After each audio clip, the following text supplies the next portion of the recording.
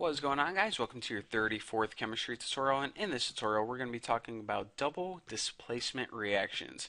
Now in the last tutorial we talked about single displacement reactions, which was pretty much substituting one of the chemicals, but in this tutorial we're going to be substituting more than one, to be specific, two, hence the word double.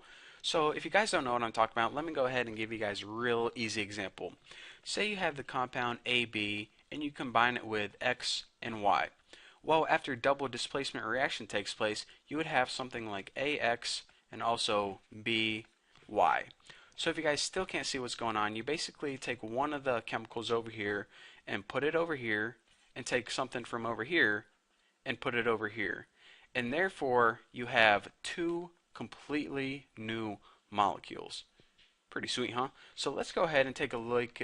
Take a lake? What? No, don't take a lake. Let's take a look at a real life example. Say we have something like silver nitrate. Now, silver nitrate is AgNO.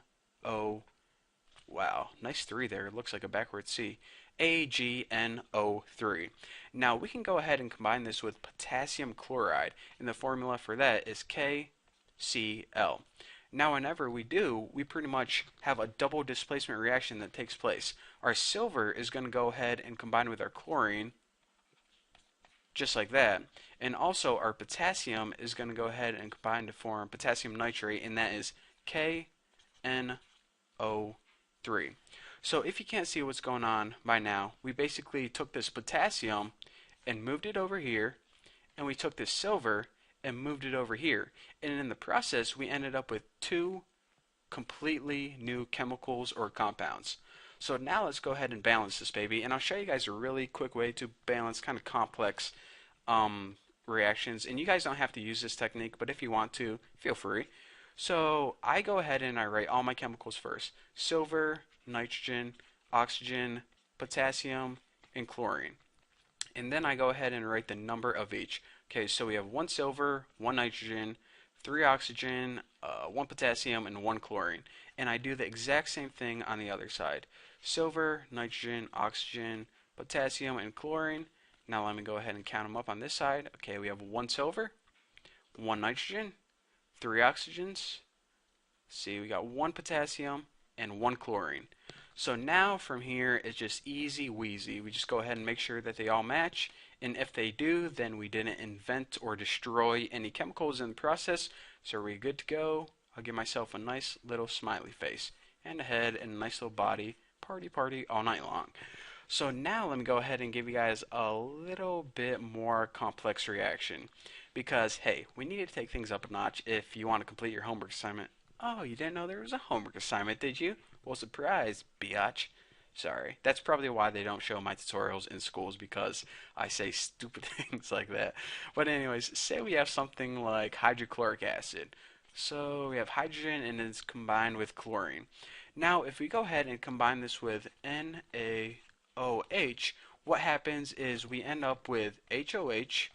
And if you've never seen that before, it's because most people write it like this: H2O, but I wrote it like this for a specific reason, and I'll tell you guys about that later on. And also, our sodium is going to go ahead and combine with our chlorine.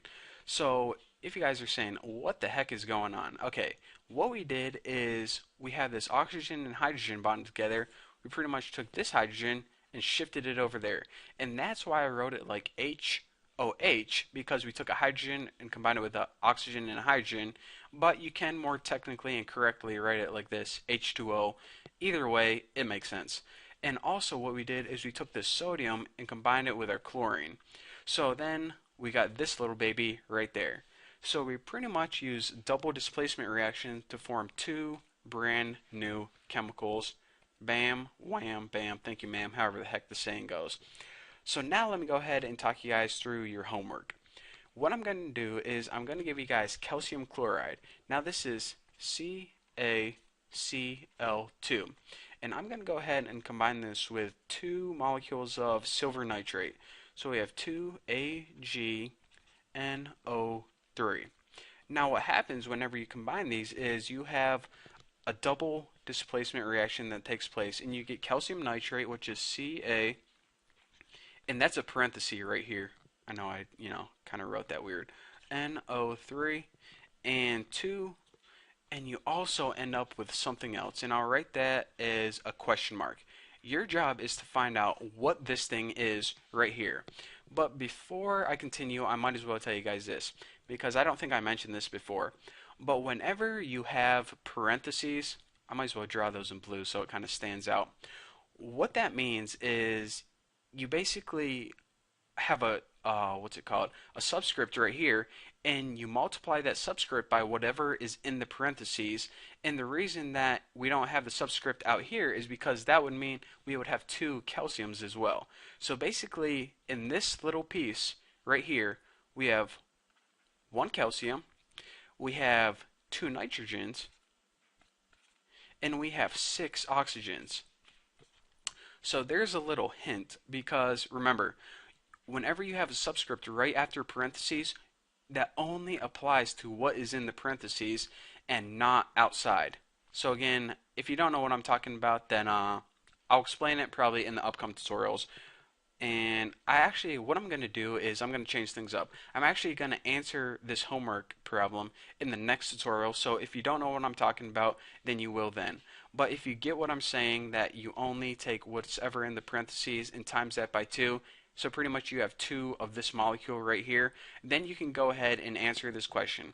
So the question is, what do you have left? What molecule is it, and how many of them? First person to answer gets to donate $5 to me. So congratulations, good luck, and I'll see you guys in the next tutorial where we will be answering this question. So thank you guys for watching. Don't forget to subscribe, and I'll see you next time.